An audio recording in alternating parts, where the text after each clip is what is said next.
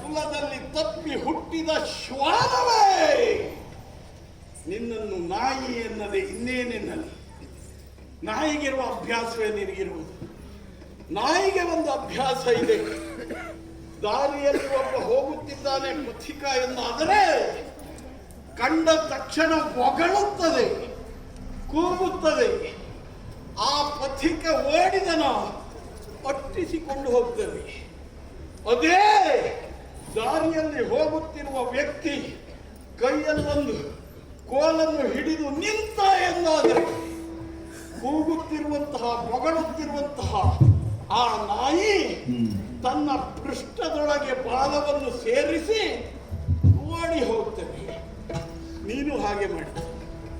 ನಾವು ದೂರ ಇರುವಾಗ, ಉಪಪ್ಲವ್ಯದಲ್ಲಿರುವಾಗ ಸಂಧಾನದ ಪ್ರಯತ್ನ ಮಾಡಿದೆವು, ಹೇಳಿ ಕಳುಹಿಸಿದೆವು. ನಾವು ಬಂದಿದ್ದೇವೆ, ಕೊಡು ನಮ್ಮದನ್ನು ಎಂದು. ಆ ಸಂದರ್ಭದಲ್ಲಿ ನೀನು ಹೇಳಿದ್ದೇನು ದುರ್ಯೋಧನ? ಧರಣಿಯಂ ಪಾರ್ಥಿವರ್ ಸೋತ ಮೇಲ ಅರಿಗಳಂ ದುರಭಿನಯಿಸಿಕೊಂಬುದು ಧರ್ಮ. ಎಲ್ಲಿ ಹೋಯ್ತು ನಿನ್ನ ಧರ್ಮ, ನಿನ್ನ ಕರ್ಮ? ಶರದ ಶಿರದಲ್ಲಿಟ್ಟಿದ್ದೇನೆ ರಾಜ್ಯವನ್ನು ಹೀಗೆಂದು ಕೂಗಿದೆಯಲ್ಲ. ಅಂದು ನಾವು ದೂರ ಇರುವಾಗ ಯುದ್ಧಕ್ಕೆ ಆಹ್ವಾನಿಸಿದೆ. ಇಂದು ನಾವು ಆಯುಧ ಪಾಣಿಗಳಾಗಿ ರಣಕ್ಷೇತ್ರದಲ್ಲಿ ವಿಜೃಂಭಿಸುವಾಗ ಪೃಷ್ಠದಲ್ಲಿ ಬಾಲ ಸೇರಿಸಿದ ನಾಯಿಯ ಹಾಗೆ ಓಡಿ ಹೋಗಿದ್ದೀಯ. ಎಲ್ಲ ಎಲ್ಲ ಛೀ! ನೃಪ ಕುಲದಲ್ಲಿ ಹುಟ್ಟಿದ ಶ್ವಾನವೇ, ಬಾರ ಮೇಲೆ ಬಾರೋ. ಸೊಲ್ಲಿಲ್ಲದೋಳು ಯಾತಕ್ಕೆ ಸುಮ್ಮನೆ ಮುಳುಗಿಯೇ? ಸುಲಿಸೈ! ಯಾಕೆ ಜಲಚರ ಪ್ರಾಣಿಗಳು ವಾಸಿಸುವಂತೆ ನೀರಿನಲ್ಲಿ ಅಡಗಿ ಕುಳಿತಿದ್ದೀಯ? ಮೇಲೆದ್ದು ಬಾ. ಆಹ, ತುಂಬಿದ ಸಭಾವಲಯದಲ್ಲಿ ನಮ್ಮ ಇವರ ಲಲನೆ ದ್ರೌಪದಿ ಚಂದ್ರಾನ್ವಯದ ಭಾಗ್ಯ ದೇವತೆ. ಅಂತಹ ದ್ರೌಪದಿಯ ಶ್ರೀರಕ್ಕೆ ಮುಂದಾದೆ. ನಿನ್ನಿಂದ ಅದು ಸಾಧ್ಯ ಆಗದೆ ಹೋಯಿತು. ಒಂದು ಮಾನಭಂಗ ಮಾಡುವುದಕ್ಕೆ ಮುಂದಾಗಿದ್ದೀಯಲ್ಲ, ಅಲ್ಲಿ ವಿಫಲನಾದೆ. ಈಗ ಬಾ, ನೋಡು. ದ್ರೌಪದಿ ಹೊಸ ಸೀರೆಯನ್ನುಟ್ಟು ನಿಂತಿದ್ದಾಳೆ. ಅವಳ ಸೀರೆ ಸುಲಿಯುವುದು ಬಿಡ. ಅವಳನ್ನು ಕಡೆಗಣ್ಣಿನ ನೋಡುವ ಧೈರ್ಯ ಇದ್ರೆ ಮೇಲೆದ್ದು ಬಾ ಬಾ. ನಿನ್ನನ್ನು ಹೀಗೆ ಕರೆಯುತ್ತಿದ್ದವ ಯಾರು ಬಲ್ಲಯ್ಯ?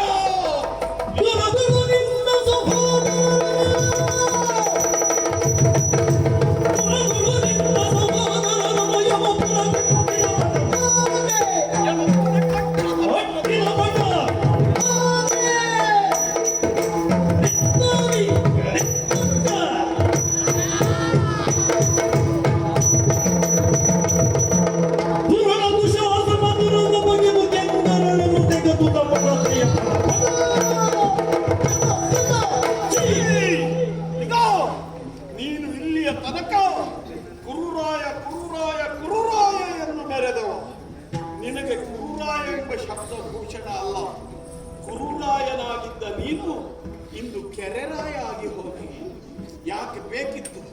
ನೀನು ಛಲದಂಕಮಲ್ಲ, ಛಲದೋಳ್ ಕೌರವ.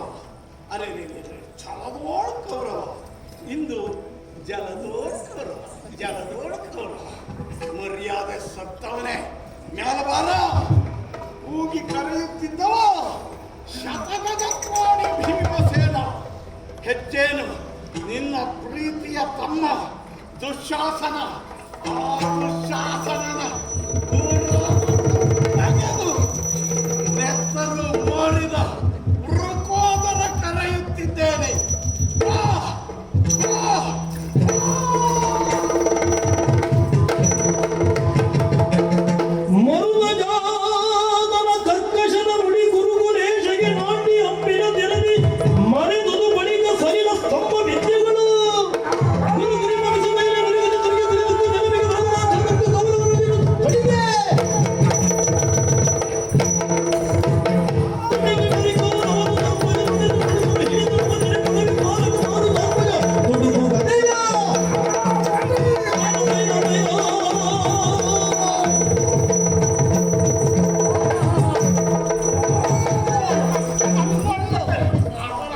ಕೇಳಯ್ಯ ಕುರುಕುಲಾದೀಶ ಸಂತಸದಿ,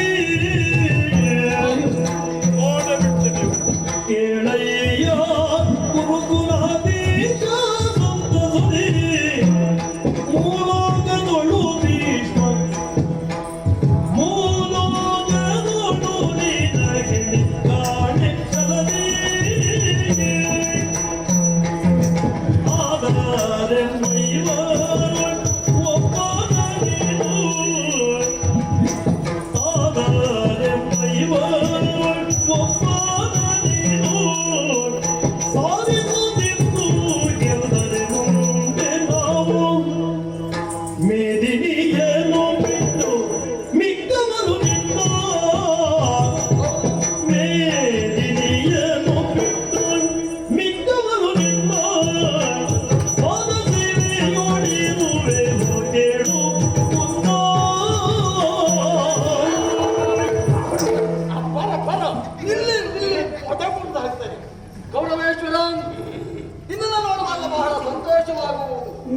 ಯಾಕೆ ಅಂತ ಹೇಳಿದ್ರೆ ನೀನೇನು ಸಾಮಾನ್ಯನವನಲ್ಲ.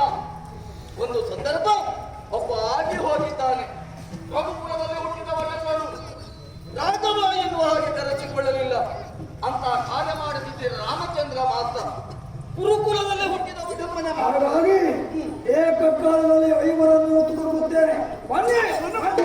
ಅದಕ್ಕಾಗಿ ತಡೆದದ್ದು ಐವರು ಒಟ್ಟಾಗಿ ಯುದ್ಧಕ್ಕೆ ಬನ್ನಿ ಎನ್ನುವ ಹಾಗೆ. ಆದ್ರೆ ಕೂಟ ಯುದ್ಧ ಸಲ್ಲ, ದ್ವಂದ್ವ ಯುದ್ಧ ಆಗಬೇಕು.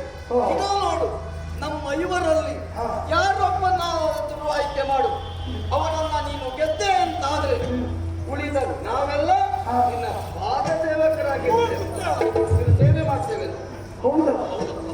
ಆಯ್ಕೆಯ ಸ್ವಾತಂತ್ರ್ಯ ನನಗೆ. ನಿನಗೆ ಯಾರನ್ನು ಬೇಕಾದ್ರೂ ಯಾರನ್ನು ಬೇಕಾದ್ರೂ ಮಾಡಬಹುದು. ನಿನ್ನನ್ನೇ ಗದಾ ಯುದ್ಧಕ್ಕೆ ಆಯ್ಕೆ ಮಾಡಿಕೊಂಡ್ರೆ ನಾನು ಬರ್ತೇನೆ.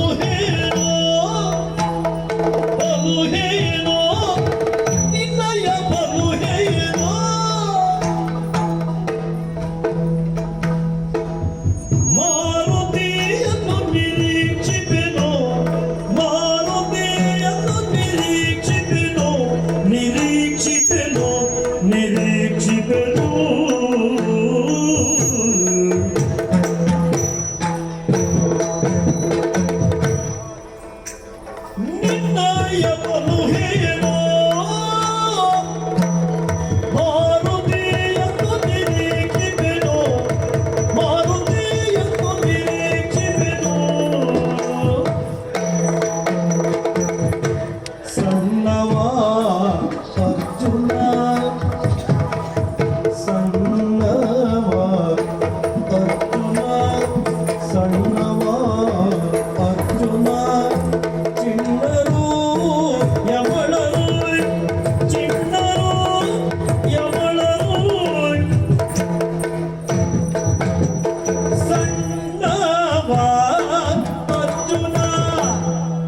ಚಿಣ್ಣರು ಯಮಣರು ಚಿಣ್ಣರು ಯಮಣರು ಸಣ್ಣವನ ತುನ ಚಿಣ್ಣರು ಯಮಣರು ಎತ್ತಿ ಭೀಮನ ಎದುರಿಗೆ ಬಿಡ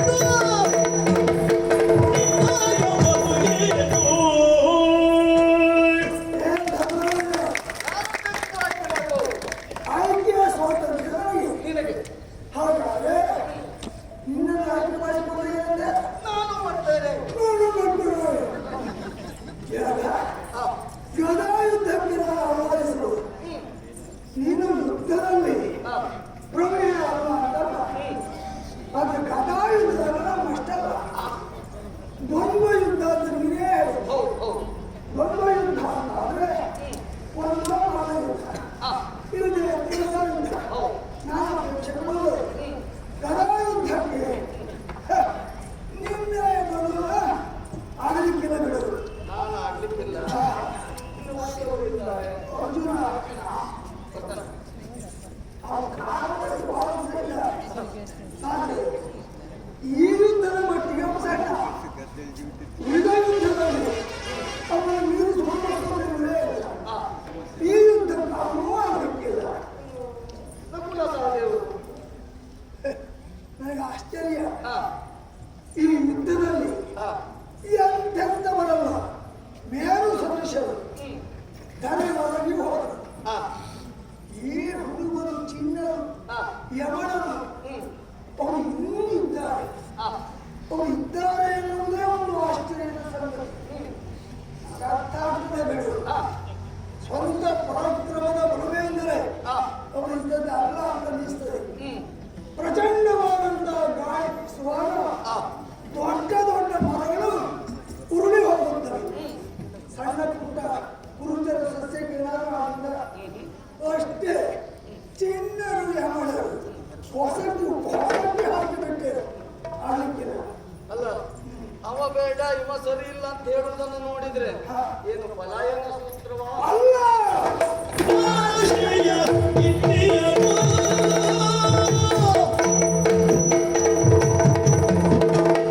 ಆಶಯ ಇಟ್ಟಿಯರು ಆಶಯ ಇಟ್ಟಿಯರು ಎಲ್ಲನು ಕಾದಿಗೆಯನುವನು ಎಲ್ಲನು ಕಾದಿಗೆಯನುವನು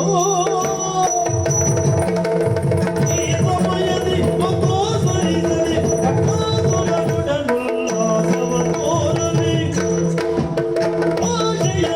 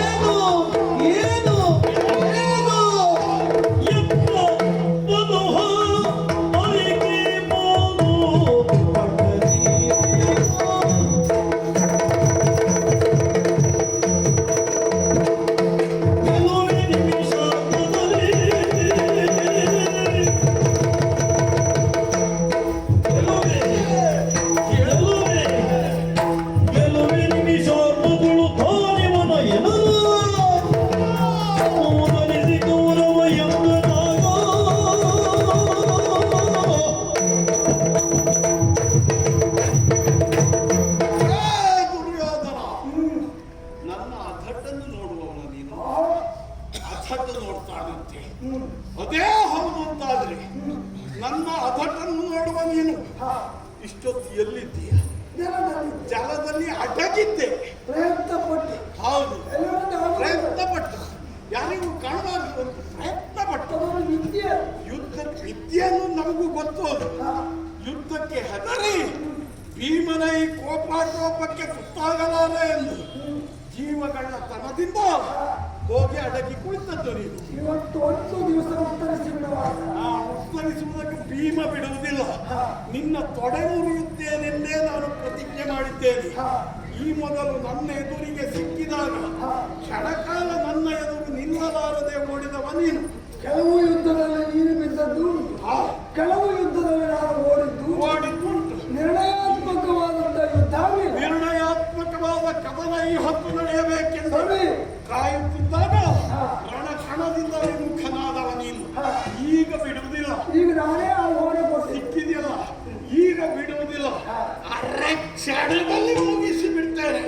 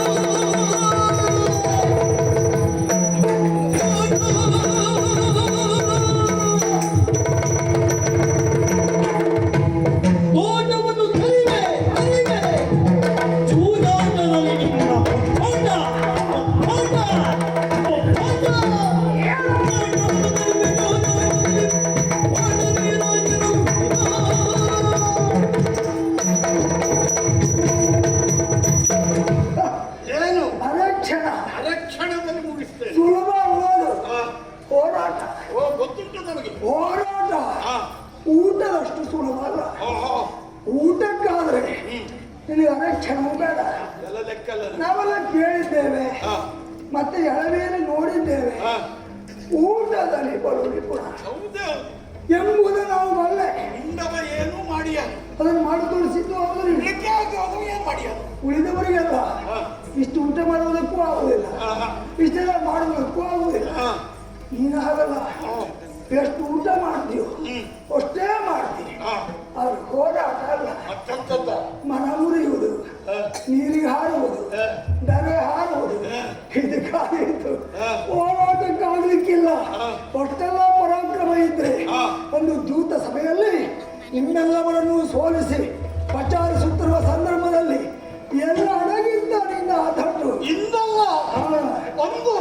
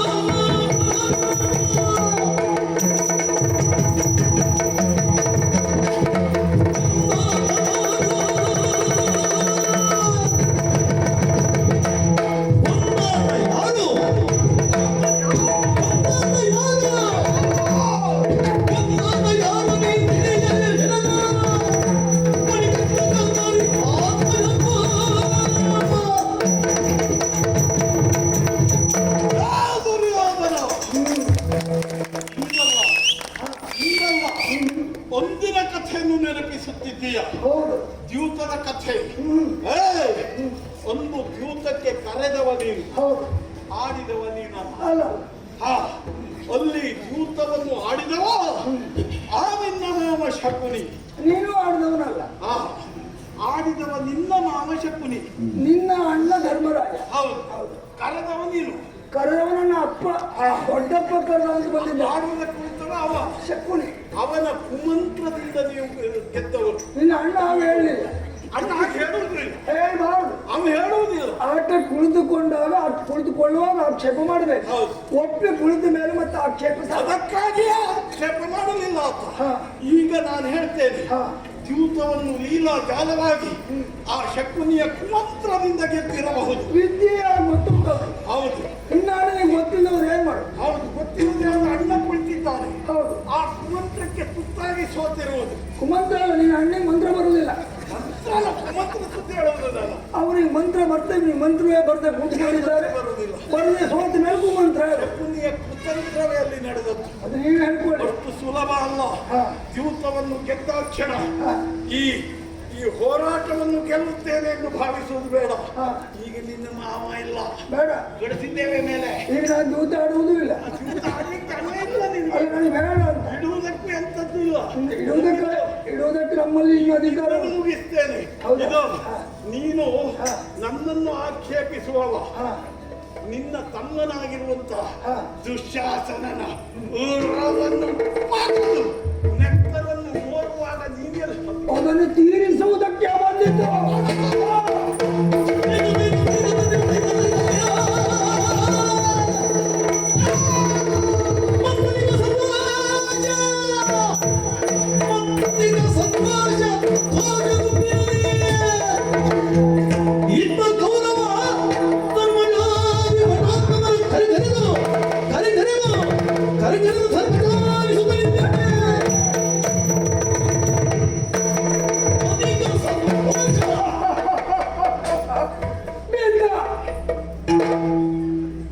ಎಲ ಎಲ ಎಲ ಪಾಪ ಈ ಸಂದರ್ಭದಲ್ಲಿ ನಮ್ಮವ್ರು ಇರಬೇಕಿತ್ತು.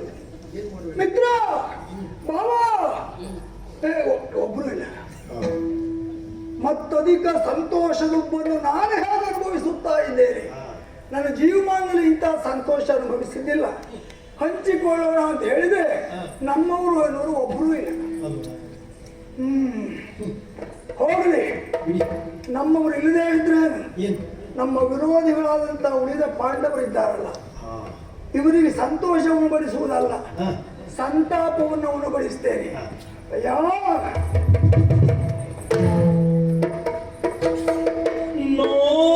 ನೋಡಿರಿ ಧರ್ಮಜ ಪಲ್ಲುಗುಣಾದಿಗಳು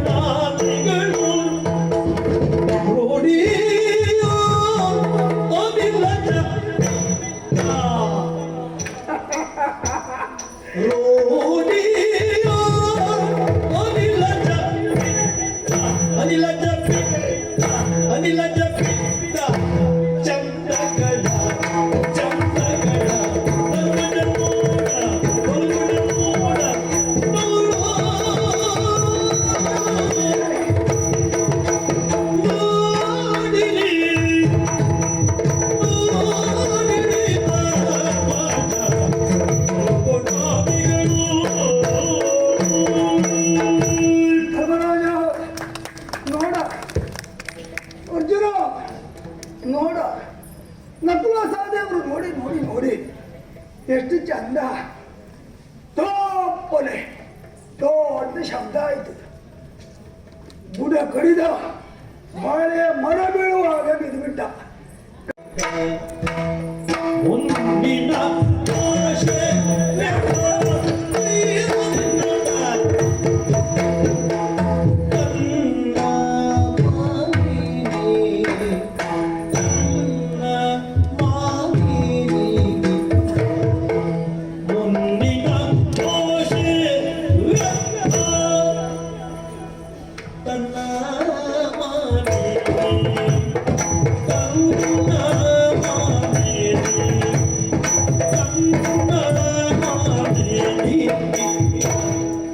ಹೊನ್ನಿನ ಆಶೆ ವ್ಯರ್ಥ ವ್ಯರ್ಥ ವ್ಯರ್ಥ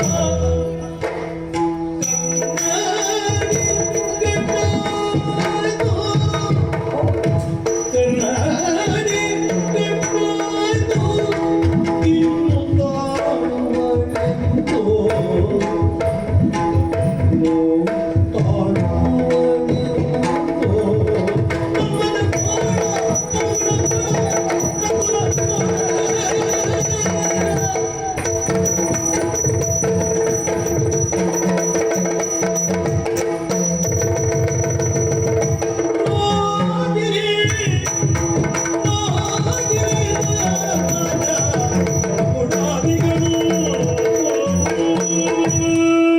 ಪಾಪ ಓಡೋಡಿ ಬಂದವಳು ಒಳ್ಳೆ ಸ್ತಂಭೀಭೂತಳಾಗಿ ನಿಂತು ಬಿಟ್ಟಿದ್ದಾಳೆ. ನಿಮ್ಮ ಐವರ ಬಡದಿ ದ್ರೌಪದಿ ನನ್ನ ತೊಡೆ ಮುರಿಯುವ, ನಾನು ಕೆಡದು ಬೀಳುವ ಚಂದ ನೋಡುವುದಕ್ಕಾಗಿ ಬಂದವಳು. ಬರುವ ಹೊತ್ತಿಗೆ ನನ್ನ ಗದಾಪ್ರಹಾರಕ್ಕೆ ತುತ್ತಾದಂತ ಅವಳ ಪ್ರೀತಿಯ ಗಂಡ ಭೀಮಸೇನೆ ಅದನ್ನು ನೋಡಿದ್ದೇ ತಡ ಗರ ಬಡಿದವಳು ಆಗ ನಿಂತು ಬಿಟ್ಟಿದ್ದಾಳೆ. ಪಾಪ ಇನ್ನು ಕಾಳುವ ಎಂತು ಏನ್ ಮಾಡ್ತಾಳೋ ಏನು, ಅದು ತೊಂದರೆ ಇಲ್ಲ. ಯಾಕೆಂದ್ರೆ ಅವಳಿಗೆ ಒಬ್ಬಳೇ ಗಂಡ ಅಲ್ಲ, ಒಬ್ಬರೇ ಅಲ್ಲ, ಉಳಿದ 4 ಇದ್ದಾರಲ್ಲ, ಸುಧಾರಿಸಿಕೊಳ್ಳ, ಹಾಳಾಗಿ ಹೋಗಲಿ.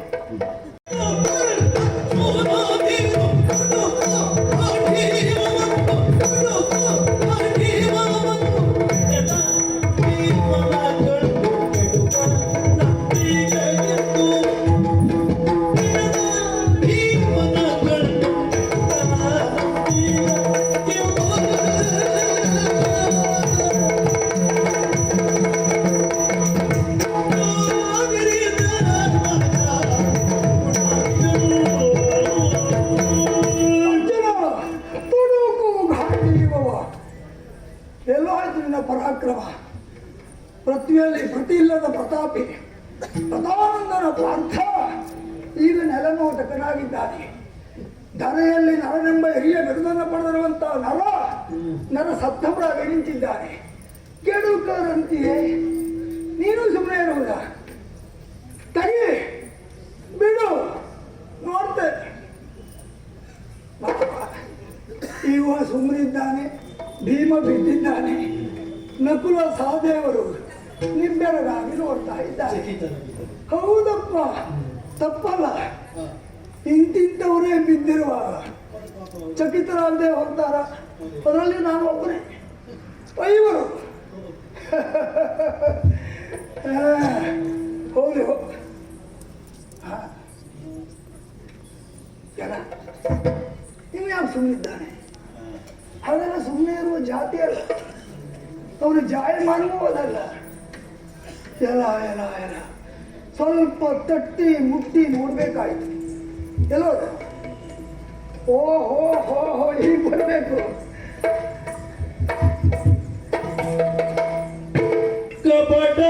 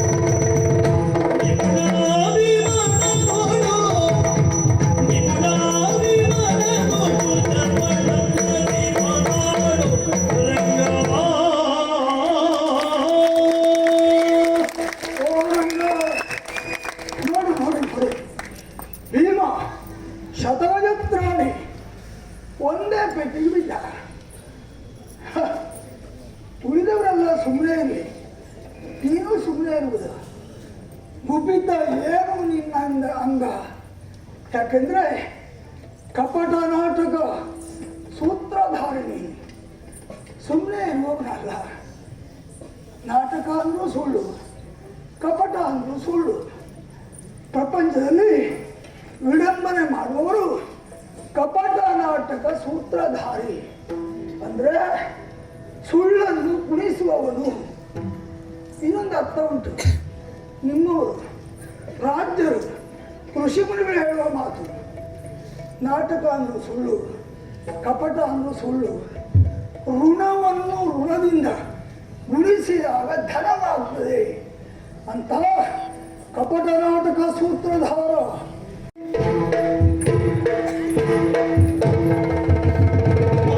ಹರನ ಬದಗಿರಗಿದ ಮಜ ಕೈಗಳ ಮುಡಿಯುತ್ತಿಂದ ನೋಡಿದ್ಯಾ? ಇಂದಿರೇಶ ಮುಕುಂದಲಾಲಿಸು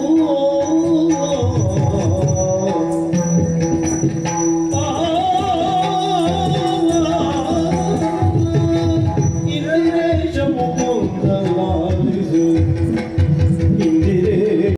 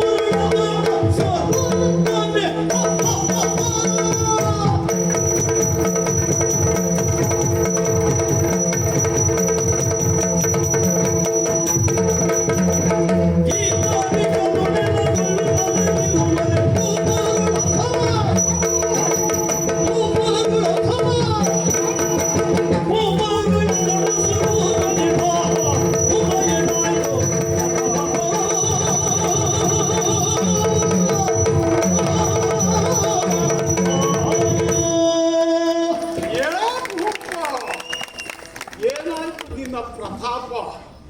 ಈ ಅಥಮನೇ ಏನು ಹಾರ್ದಿಯ ಎಷ್ಟು ಸುಳ್ಳು ಹೇಳ್ಬಿಟ್ಟಿಯ ಈ ಬದುಕಿನಲ್ಲಿ. ಪಾಪಿ, ಮೋಸಗಾರ, ಅಥಮ ನೀನು. ಭೀಮಾ, ಇದ್ದವನನ್ನು ಅವಮಾನ ಮಾಡುವುದು ನಮ್ಮಂತವರಿಗೆ ಒಳ್ಳೆಯ ಕಾರ್ಯ ಅಲ್ಲ, ಧರ್ಮವೂ ಅಲ್ಲ. ಮತ್ತೆ ಇವನು ಪೂಜೆ ಮಾಡೋಣ ಹಾಗಲ್ಲ, ಮತ್ತೆಂತದು ಅವಮಾನ ಮಾಡುವಂತಹದ್ದು ನಮ್ಮಂತಹ ವ್ಯಕ್ತಿತ್ವವುಳ್ಳ ವ್ಯಕ್ತಿಗಳಿಗೆ ಒಳಿತಲ್ಲ. ಅವನ ತುಳಿತಾನೆ. ತುಳಿಯುವುದು ಸರಿಯಲ್ಲ. ಯಾಕೆ? ಇದ್ದವರನ್ನ ತುಳಿಯಬಾರದು. ಮತ್ತೆ ಜೊತೆಯಲ್ಲಿ ಅವ ಧರಿಸಿದಂತಹ ಕಿರೀಟ ನಮ್ಮ ಚಂದ್ರವಂಶ. ಒಂದು ಕೆಲಸ ಮಾಡೋಣ, ಚಂದ್ರವಂಶದ ಕಿರೀಟ ಉಂಟು ಅಂತಲ್ವಾ, ಆ ಕಿರೀಟ ತೆಗೆದಿಟ್ಟು ತುಳಿತೇನೆ. ಅದು ಸರಿಯಲ್ಲ. ಬಿದ್ದವರನ್ನ ತುಳಿಯುವುದಕ್ಕೆ ಹೋದ್ರೆ ಅವನಿಗಿಂತಲೂ ನಾವು ಸಣ್ಣವರಾಗಬೇಕಾಗುತ್ತೆ. ಅವನ ಮೇಲಿನ ಕೋಪ ಶಮನ ಆಗುವುದಿಲ್ಲ. ಅವ ಬಿದ್ದವರನ್ನ ತುಳಿಯುವುದಕ್ಕೆ ಮುಂದಾದವ. ಹಾಗಾಗಿ ನಾವು ಅವನಿಗಿಂತಲೂ ಕೆಳಗಿಳಿಯುವುದಕ್ಕೆ ಆಗುವುದಿಲ್ಲ. ಒದ್ದಾಡ್ಕೊಳ್ತಾ ಇದ್ವಿ, ಎರಡೂ ತೊಡೆ ಮುಟ್ತಿದ್ದೇನೆ. ವಿಲಿ ಒದ್ದಾಡ್ತಾ ಇದ್ದ. ಹಾಗೆ ಹಾಗಾಗಿ ಇಂದಿನ ರಾತ್ರಿಯನ್ನ ಭೋಗವತಿ ನದಿಯ ತೀರದಲ್ಲಿ ಕಳೆಯೋಣ. ಹೇಳಿ. ಇದು ಕೃಷ್ಣನ ಅಪೇಕ್ಷೆ. ಹೌದು. ಜೈ ಶ್ರೀ ಕೃಷ್ಣ.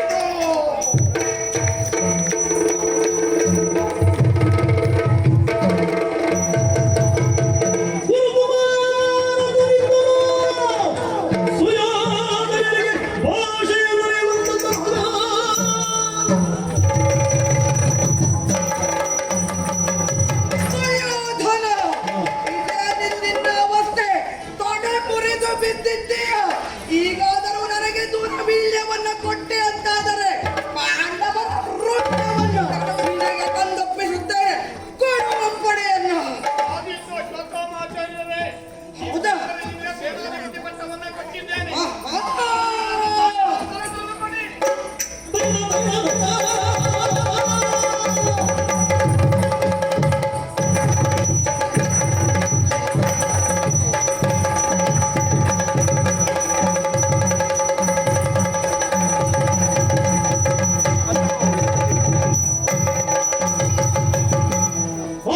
ಪರಾಕ್ರಮಿ ಮಿಸುನಿಯ ಜ್ಯೋತಿಯು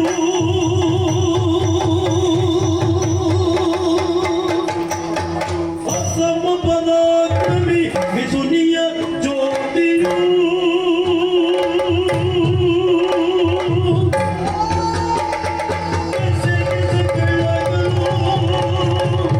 ದೆಸೆ ದೆಸೆ ಬೆಳಗಲು ಅಸಮ ಪರಾಕ್ರಮಿ ಮಿಸುನಿಯ ಜ್ಯೋತಿಯ ದೆಸೆ ದೆಸೆ ಬೆಳಗಲು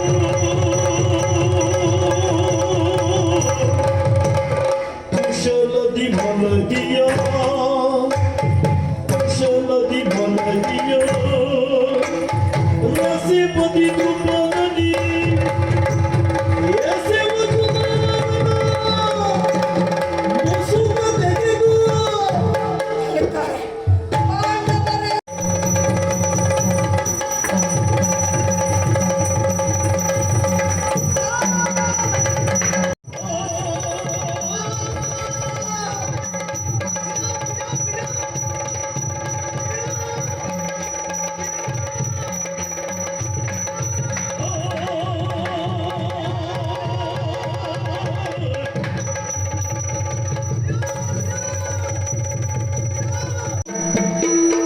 ಕಂಬರಿಗೆ ನಾದುದು ಈ ರಾತ್ರಿಯಲ್ಲಿ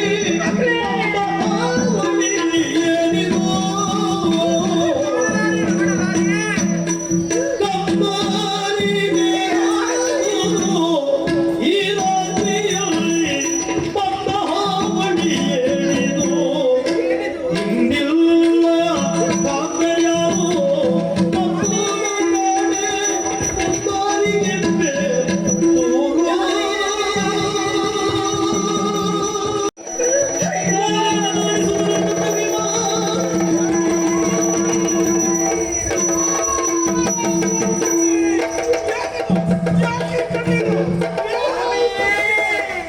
ಏನಂತ ಹೇಳಿ? ಏನಾಯ್ತು? ನೋಡಿದ್ರ ಸ್ವಾಮಿ, ನಮ್ಮ ಮಕ್ಕಳೆಲ್ಲ ಸತ್ತು ಬಿದ್ದಿದ್ದಾರೆ. ಮಕ್ಕಳನ್ನು ಕೊಚ್ಚಿ ಕೊಚ್ಚಿ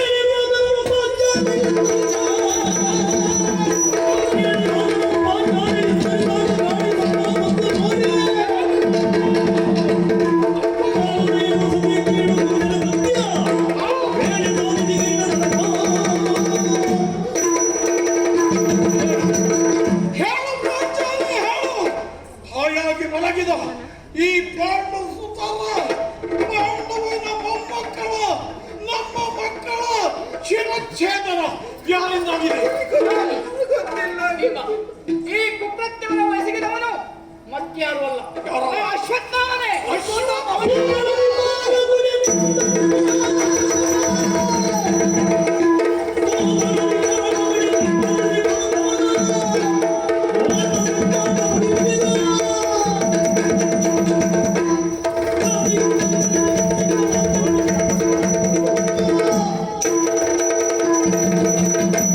ಪ್ರಾಣಪುತ್ರ ಅಶ್ವತ್ಥಾಮನಿಂದಾದಂತಹ ಕಾರ್ಯ ಇದು. ಹೌದು.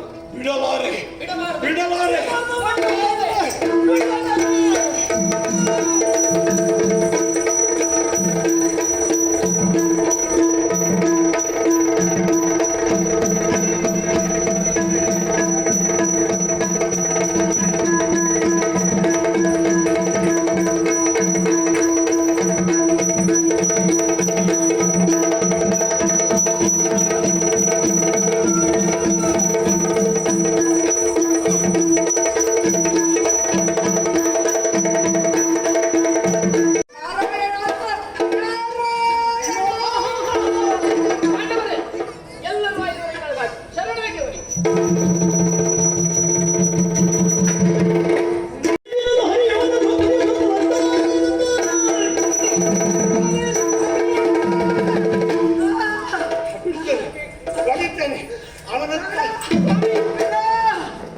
ಏಳಾಗ ಮೊದಲೇ ದ್ರೌಪದಿ ಕಂಡು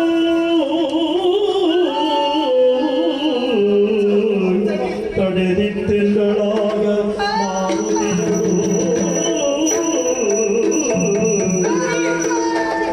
ತಾಯ್ಬೇಕು ಸ್ವಾಮಿ, ತಾಯ್ಬೇಕು. ಯಾಕೆ ಸಿಟ್ಟಿಗೆ ಮಾಲನ್ನ ಕೊಡಬೇಡಿ ಸ್ವಾಮಿ.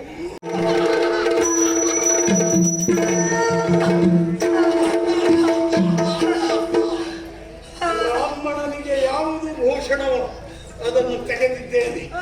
ಮಾಡಬಾರದ ಕಾರ್ಯವನ್ನು ಮಾಡಿದ ದ್ರೋಹಿ ಅನುಭವಿಸಬೇಕು. ಇದಕ್ಕೂ ದೊಡ್ಡ ಅಪಮಾನ ಉಂಟು. ಇಷ್ಟೇ ಸಾಕಾಗುವುದಿಲ್ಲ, ಇಷ್ಟೇ ಸಾಕಾಗುವುದಿಲ್ಲ. ಇವನೊಬ್ಬ ಬ್ರಾಹ್ಮಣನಾಗಿದ್ದ ಕಾರ್ಯವನ್ನು ಮಾಡಿದ್ದಾನಲ್ಲ, ಹಾಗಾಗಿ ಇವನಿಗೆ ನಾನು ಪ್ರತಿಜ್ಞೆಯನ್ನು ಮಾಡ್ತೇನೆ, ಶಿಕ್ಷೆಯನ್ನು ನೀಡ್ತೇನೆ, ಶಾಪವನ್ನು ಕೊಡ್ತೇನೆ. 3000 ವರ್ಷಗಳ ಪರ್ಯಂತರವಾಗಿ ತನ್ನ ದೇಹದಲ್ಲಿ ಪ್ರಾಣವೇ ತುಂಬಿಕೊಂಡು ಮರಳಿ ಒದ್ದಾಡಬೇಕು. ಅಂತ ಸ್ಥಿತಿಯಲ್ಲಿ ನೀನು ಬದುಕಬೇಕು.